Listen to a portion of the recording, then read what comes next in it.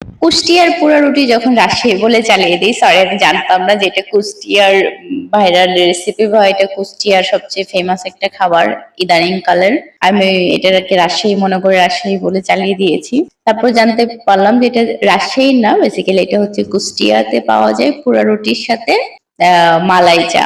তো আমি তো মালাই চা করবো না, বা সকালবেলা উঠে মালাই চা করার মতো সময়ও থাকে না আমার, সেই জন্য আমি একটু পোড়া রুটি করে নিলাম। আমি যেটা করেছি, রুটিটা নিয়ে সেটার উপরে একটু ঘি ভালো করে ব্রাশ করে দিয়েছি, দিয়ে রুটিটার হালকা একটু পুড়িয়ে তার উপরে চিনি দিয়ে আর একটু পুড়িয়ে নিয়েছি। আমার পোড়া রুটি রেডি। এবার আমি চা করে নিচ্ছি। আমি অ্যাজ ইউজুয়াল যে দুধ চাটা করি সেটা একটু ঘন করে করে নেওয়ার চেষ্টা করেছি, সেটা দিয়ে খাবো, কারণ মালাই চা করতে গেলে বেশ সময়ের ব্যাপার, এবং মালাই চা সকালবেলা খাবো আবার সেটা করব অফিসে যাওয়ার আগে, মানে টোটালি ডিফিকাল্ট একটা ব্যাপার, কারণ এটা সম্ভবই না সকালবেলা উঠে এত কিছু করার।